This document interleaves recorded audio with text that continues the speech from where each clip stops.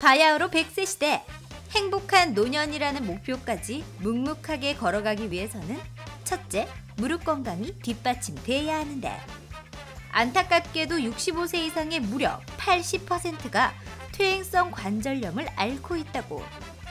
퇴행성 관절염은 누구나 그리고 많은 사람이 노출돼 있다 보니 병원에 가서 진단받기까지 한참의 시간이 걸리는데 초기에는 휴식과 약물 치료, 물리치료만 잘 받아도 증상이 좋아지지만 말기가 되면 인공관절 수술이 불가피하다고. 그런 만큼 조기 진단이 무엇보다 중요하다.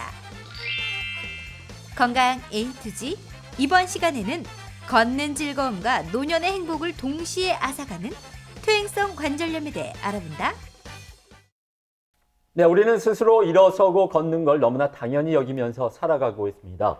걷기와 같이 당연했던 일상생활이 갑자기 어려워지면은 본인은 물론이고 가족까지도 같이 힘들어질 수가 있습니다. 네, 이 노년을 건강하고 행복하게 보내기 위해서는 무엇보다 이 걷는 즐거움이 뒷받침돼야 하는데 안타깝게도 퇴행성 관절염으로 보행이 어려운 분들이 많아지고 있다고 합니다. 그렇습니다. 건강 A2G 오늘은 퇴행성 관절염에 대해서 자세히 알아보도록 하겠습니다.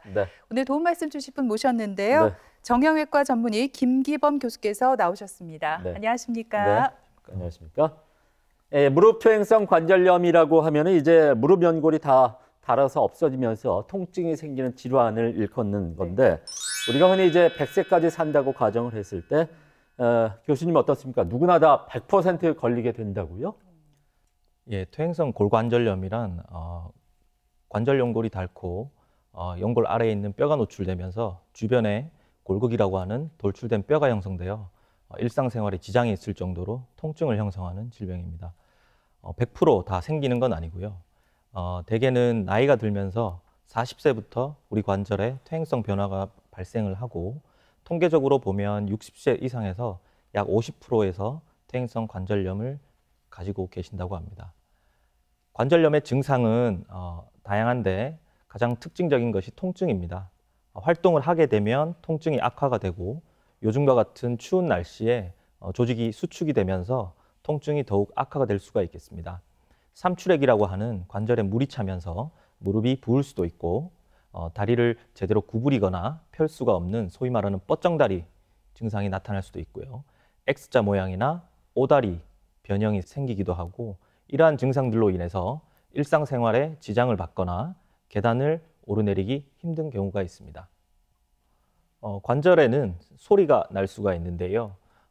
이 소리에 대해서 많은 분들이 궁금해하십니다. 대부분 관절에서 나는 소리는 통증이 동반되지 않는 소리로서 일반인들에게도 비교적 흔한 증상입니다. 통증이 동반되지 않으면 무릎에서 나는 소리 거의 대부분은 해롭지 않기 때문에 크게 걱정하지 않으셔도 되지만 소리와 함께 의미 있는 통증이 있다면 그것은 연골이나 연골판 손상 등의 문제가 있을 수 있기 때문에 정밀 검사가 필요로 하게 됩니다.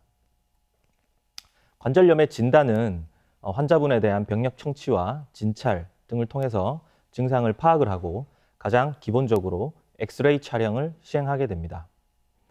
나이나 경우에 따라서는 인대나 연골판의 상태를 조금 더 정밀하게 보기 위해서 MRI 촬영을 시행하는 경우도 있습니다.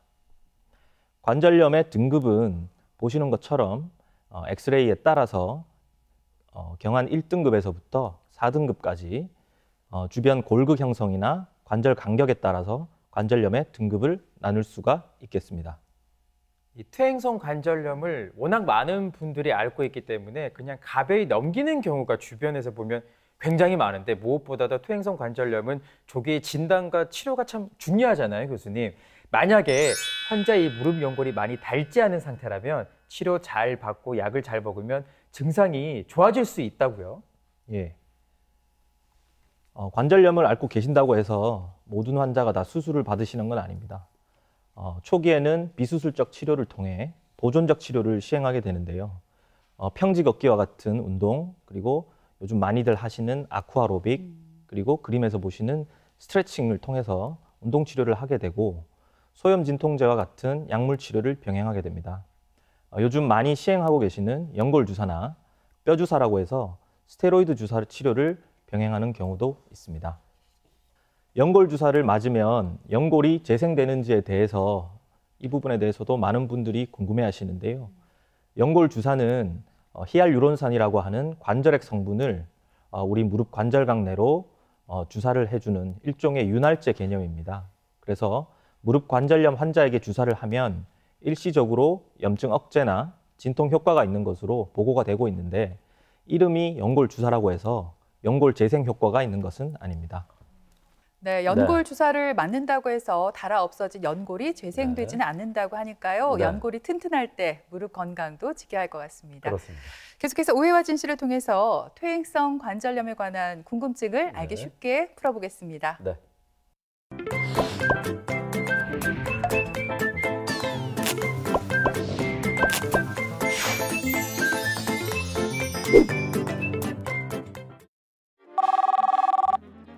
예, 여보세요, 어머니. 야야, 니는 내가 전화를 몇 번을 했는데 이제서야 전화를 받노 또? 아니 집에서는 진동으로 해놓거든요, 전화를. 진동으로 하면 막 전화가 들리나?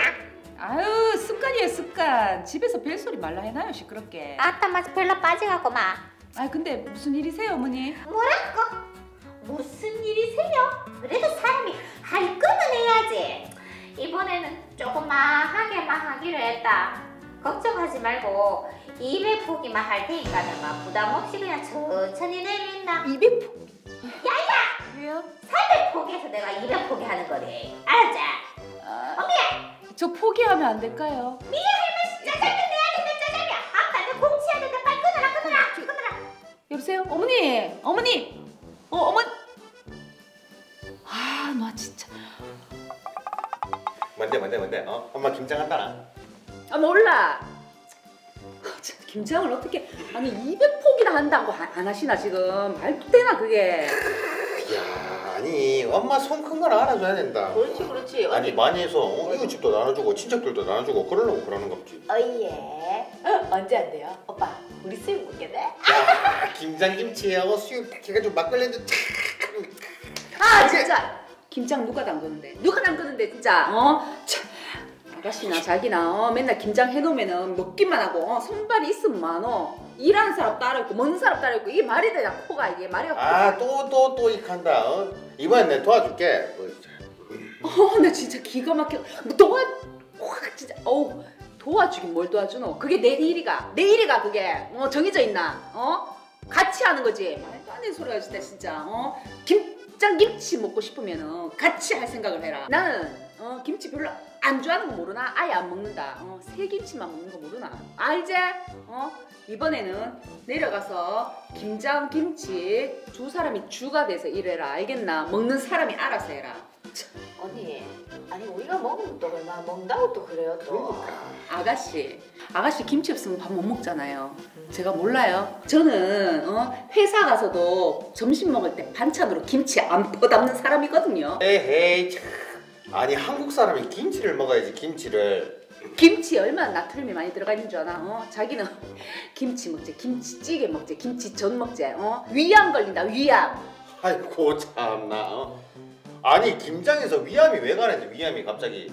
아니 근데 엄마 무릎 안 좋다 하던데 이참에 그냥 확 합치던가. 참나 진짜. 그럼 내가 나갈게. 에이 또 나가긴 또 어딜 나가노? 아니 근데 그나저나 저 보고 엄마 관절염약 먹고 있지? 응. 그거 많이 먹으면 안 될 텐데 내성 생긴다 이가 그거? 그래, 엄마 관절염약 드신 지 꽤 됐지 싶은데 그거 자꾸 먹으면 내성 생기고 그거 안 좋을 텐데. 진짜 기가 막혀가지고 아니 관절염 약을 하루 이틀 먹는 것도 아니고 그러면 다른 사람들 계속 먹어야 되는데 다 속버리겠네요. 말도 안 되는 소리 하고. 자, 우리 엄마도 이번 주 일요일날 김장한다고 했으니까 각자 자기 집으로 갑시다. 우리 엄마도 나이 있으시거든요. 관절염이든 뭐든 몸이 아프세요. 나는 우리 엄마 집 가고 두 윤남매께서는 어머니 댁에 가세요. 아이 또 왜 가는데 또 잘 나가다가 장난치나 지금. 잘 나가다가니. 우리 엄마는 맨날 김장 혼자 해가지고 우리한테 나눠주고 나는 시댁 가가지고 해가지고 가져오고. 이 말이 되나? 각자 자기 집으로 갑시다. 네, 오해와 진실 첫 번째 질문 드립니다. 네. 관절염 약을 오래 먹으면 속을 다 버린다. 네. 이런 걱정들 사실 어르신들 많이 하시잖아요. 그렇죠. 김철원 씨, 장기현 씨, 네. 두 분 뭐 정답 알고 계세요? 올까요, X일까요? 저는 제가 정답을 알고 있다고 생각을 하는데 저도 알고 있어요. 정말요? 저는 정답 O라고 생각을 했습니다. 모든 약에는 부작용이 있는 법이죠. 뭐 관절염 약도 이걸 피해갈 수는 없을 것 같아요. 그리고 잘은 모르겠는데 관절염 약 오래 먹으면 속 다 버린다 이런 말을 제가 들은 적이 있는 것 같거든요. 그러니까 단기간이 아니라 관절염 약을 장기간 복용을 하면 뭐 위장장애 이런 그 부작용이 당연히 생긴다. 이렇게 생각을 했어요. 정답이 O란 얘기네요. 그렇죠? 정답부터 말씀드릴게요. X입니다. 왜요? 네, 왜냐하면 이 관절염 약을 예은 씨 하루 이틀 먹어서 될 게 아니에요. 네. 꾸준히 복용을 해야 되는데 꾸준히 복용했을 때 속을 다 버리면 누가 먹겠어요? 이렇게 되면 약을 버려야죠. 속을 버리는 속을 게 버리는 게 아니라. 정답은 X 아닙니까, 교수님? 교수님 누가 정답이에요? 예은 씨가 정답입니다. 정말 천원 씨를 버려야 돼요. 네. 저희가 관절염에서 복용하는 진통소염제는 대부분이 비스테로이드성 항소염제입니다.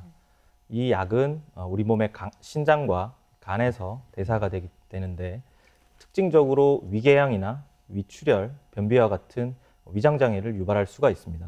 특히 65세 이상의 고령이나 위궤양이 있는 경우, 아스피린이나 항응고제를 병용하고 계신 경우, 다른 지병으로 인해 스테로이드를 병용하고 계신 경우, 과도한 흡연이나 음주를 하시는 경우는 이러한 위장관계 부작용의 발생 위험이 높다고 할 수 있겠습니다. 그러니까 위장관 부작용 발생 위험이 있는 분들은 자신의 그 건강 상태를 반드시 주치의에게 알리고 각별히 좀 조심을 하셔야 될 것 같습니다. 네. 이 무릎 연골이 이미 많이 닳았다면 교수님 어떻습니까? 그냥 뭐 보존적 치료만으로 효과를 보기 어려울 것도 같은데 결국 수술을 해야 되지 않겠습니까? 어떤 방법들이 있나요? 예, 퇴행성 관절염의 수술적 치료법은 여러 가지가 있습니다. 관절 내시경, 교정절골술, 인공관절 취한술부터 최근에 줄기세포 치료술까지 여러 가지가 있는데요. 가장 먼저 관절 내시경은 그림에서 보시는 것처럼 이러한 작은 내시경을 무릎 관절 안으로 넣어서 무릎 관절 안의 연골이나 연골판의 상태를 확인하게 되는 수술입니다. 대개 무릎 관절경은 인대 손상과 같은 스포츠 손상이나 여러 가지 활액막 질환, 화농성 관절염에서 시행이 되는데요. 퇴행성 관절염에서도 관절 연골이나 반월상 연골 병변 등을 치료하기 위해서 무릎 관절경 수술이 시행이 됩니다. 다음으로는 교정절골술입니다. 흔히 얘기하는 휜다리 교정술입니다. O자 다리가 우리가 사진에서 측정했을 때 대개 5도 이상인 경우에 비교적 40에서 50대의 젊고 활동성이 높은 분들에게 안쪽에 연골이나 연골판 손상이 동반된 경우에 이러한 휜다리 교정술을 시행하게 됩니다. 제가 수술한 환자분 사진인데요. 56세 여자 환자분이고 양측 무릎 안쪽에 통증으로 내원하셨습니다. 평소 운동을 많이 하시는 분이고 활동성이 상당히 높으신 분이었습니다. 촬영한 엑스레이에서 약 3기 정도의 관절염 소견을 보이고 약 10도에 가까운 O자다리 변형을 보였습니다. 그래서 양측에 대해서 휜다리 교정술을 시행을 했고 수술 후에 좋은 다리 정렬과 통증도 상당히 많이 호전되었습니다. 네, 무릎 연골이 다 닳아서 뼈와 뼈가 거의 붙은 말기다. 그러면 사실 인공관절 수술밖에는 방법이 없잖아요. 근데 많은 분께서 인공관절로 교체를 해야 합니다라고 하면 거부감이 좀 먼저 들 것 같거든요, 교수님. 네. 안전한 수술 맞죠? 인공관절 수술은 환자의 나이나 침범된 관절의 구역 그리고 관절염 정도에 따라서 부분 또는 전체 인공관절 치환술을 시행하게 됩니다. 대개는 아까 말씀드렸던 관절염 단계 중에서 3기와 4기의 심한 퇴행성 관절염에서 시행을 하게 됩니다. 닳아 없어진 연골과 그 아래 뼈의 일부를 잘라내고 그림에서 보시는 것처럼 인체에 무해한 금속과 폴리에틸렌 그리고 골시멘트를 이용해서 인공관절 삽입술을 시행하게 됩니다. 통증을 없애고 운동 범위를 확보하는 데 이 수술의 주된 목적이 있는데요. 아무래도 인공관절 수술을 받으시는 분들이 고령의 내과적 질환을 많이 가지고 계시기 때문에 수술 전에 철저한 검사를 통해서 본인의 몸 상태를 확인을 하고 그에 대해서 적절히 처치를 한 다음 수술을 진행한다면 안전한 수술이라고 할 수도 있겠습니다. 네. 58세 가정주부로 좌측 무릎 통증을 주소로 내원하셨습니다. 관절염 4기로 약간의 오다리가 있었습니다. 시행한 MRI에서 무릎 안쪽에 광범위한 연골 결손 소견이 보여서 이렇게 부분 인공관절 치환술을 시행했던 환자분입니다. 다음은 75세 여자 환자고 양측 무릎 통증을 주소로 내원하셨습니다. 엑스레이상 심한 관절염 4기였고 다리의 변형도 상당히 심했습니다. 그리고 다리를 완전히 펼 수 없을 정도로 관절의 구축이 심해서 양측에 대해서 전체 인공관절 치환술을 시행하고 환자는 통증이 상당히 좋아졌던 분입니다. 네, 이렇게 인공관절 치환술을 받은 환자들의 사례까지 한번 살펴봤습니다. 네. 그럼 계속해서 오해와 진실을 통해서 퇴행성 관절염에 대한 궁금증을 속 시원히 해결해 보겠습니다.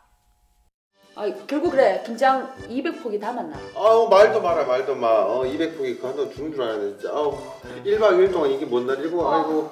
그래가 내 엄마 보고 뭐 김치 사 먹다 했다니까. 진짜 사 먹지 그래? 아니 근데 엄마 김치 사 먹겠어요? 문 열고 탁 나가면 밭에 배추 있지, 고추 있지, 마늘 있지. 엄마가 살도 사 먹겠다. 나는 그런 것도 안 바라고 그냥 딱 50포기 말씀드릴게요. 50포기. 아이고 어쨌든 내년에 뭐 200포기 하든 50포기 하든 나는 내년에도 우리 엄마 김장 도우러 갈 거니까 그렇게 하세요. 야 진짜 잔인하다 잔인해. 아우 참. 아우 뭐가 잔인한데? 효도는 셀프다. 아이고 모르나? 예 아이고 참. 아이 그건 그렇고 이번에 가가 엄마 무릎 보니까 말이 아니던데. 엄마 인공관절 수술해야 돼 싶다. 아무래도 맨날 밭에서 쪼그려가 일하니까 그래 무릎이 그 상할 리가 있나. 인공관절 수술?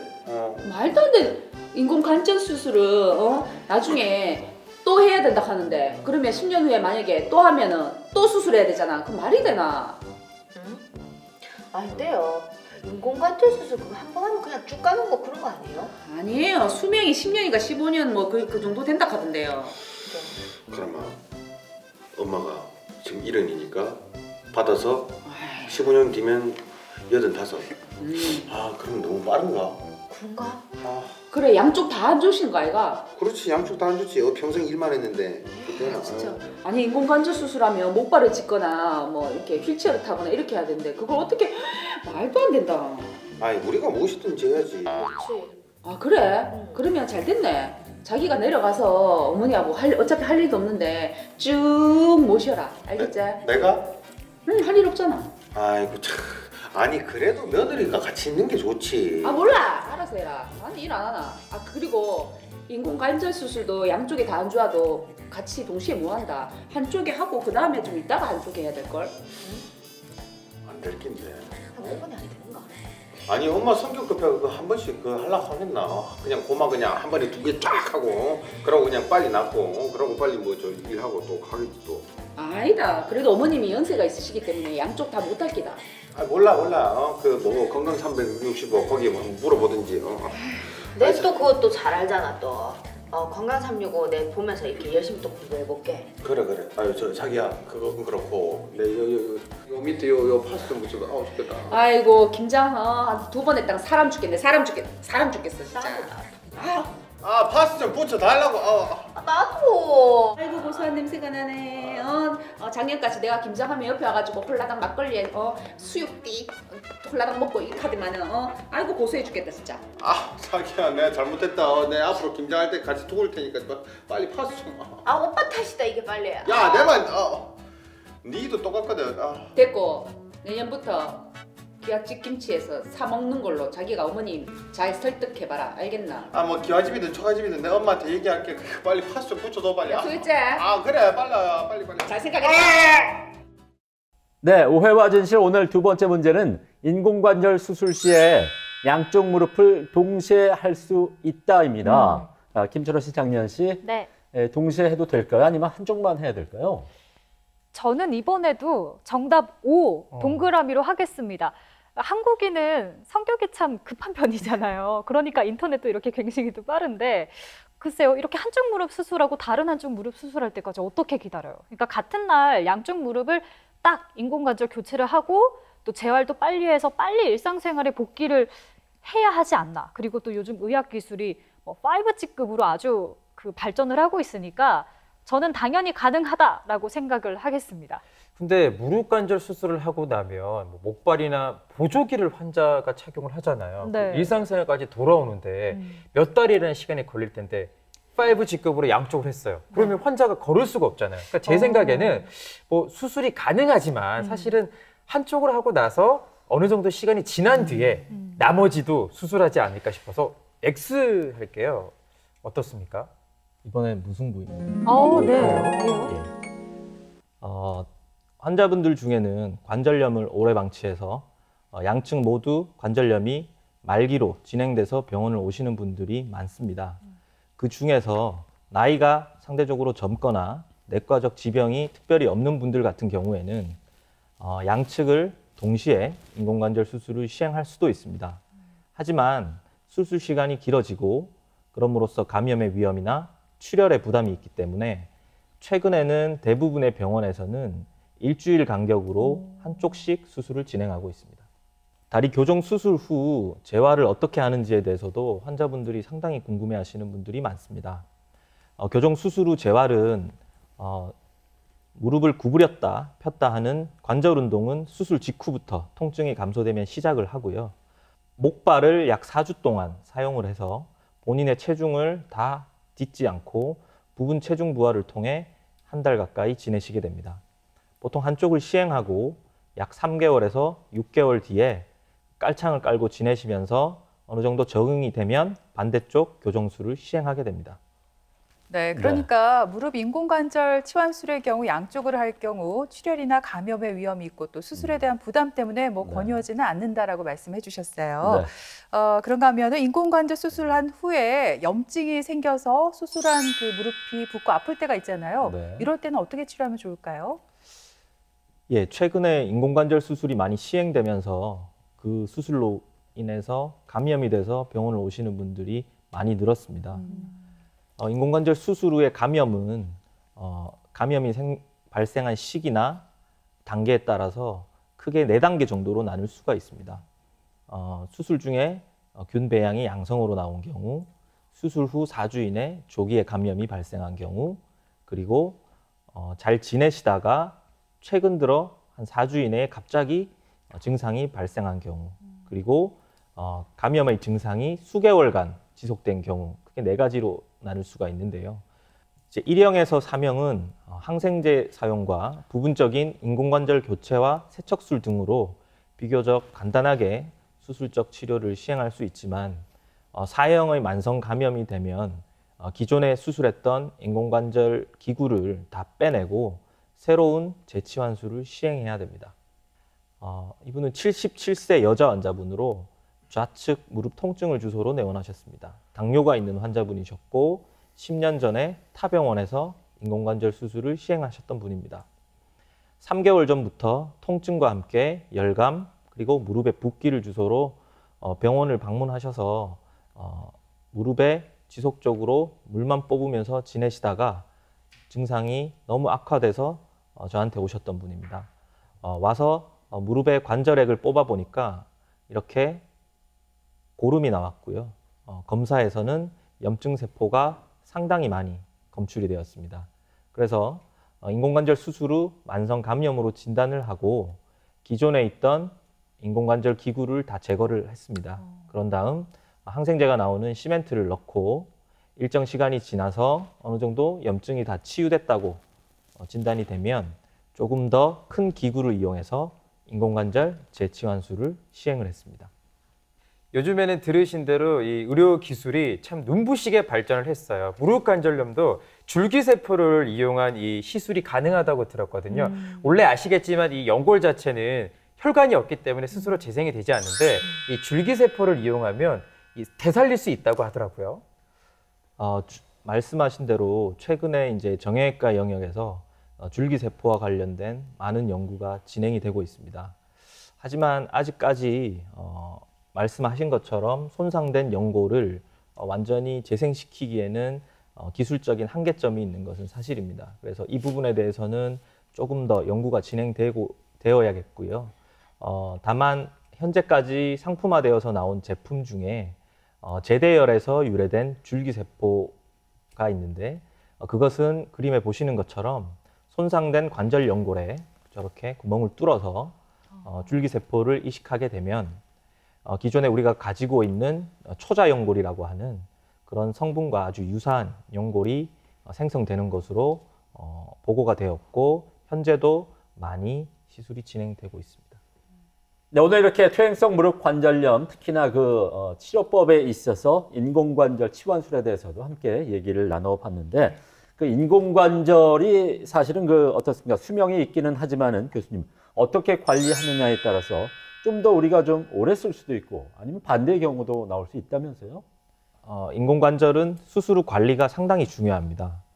그래야지 인공관절을 최대한 안전하게 오래 사용할 수가 있습니다. 수술 후에는 쪼그려 앉거나 방바닥에 앉거나 뛰고 달리는 운동은 가급적 피하시는 게 좋습니다. 침대를 사용하거나 의자 생활이나 식탁 생활을 하시고 평지 걷기나 수영, 실내 자전거, 골프와 같은 운동을 하시는 것이 좋겠습니다. 예, 지금까지 퇴행성 무릎 관절염에 있어서의 보존적 치료에서부터 수술적 치료에까지 다양한 치료 방법을 살펴보았습니다. 무릎에 퇴행성 관절염이 있다고 해서 반드시 수술적 치료를 해야 되는 것은 아닙니다. 체중 관리에서부터 우리 생활 패턴을 바르게 변경한다면 꼭 수술까지 가지 않고도 충분히 통증을 조절하실 수 있습니다. 그래서 올바른 생활 패턴을 통해서 환자분들이 조금 더 행복한 생활을 하셨으면 좋겠습니다. 네, 날씨가 추워지면 이제 혈관이 수축하면서 혈액순환이 잘 되지 않고 그렇게 되면 유연성이 떨어져서 무릎 통증이 발생하기 쉬워집니다. 무릎이 붓고 아프다면 그냥 나이 탓이려니 이렇게 생각하지 마시고 가까운 정형외과를 꼭 찾아보시길 바랍니다. 네, 지금까지 이 시간 도움 말씀에 정형외과 전문의 김기범 교수께서 수고해 주셨습니다. 네, 오늘 말씀 고맙습니다. 고맙습니다.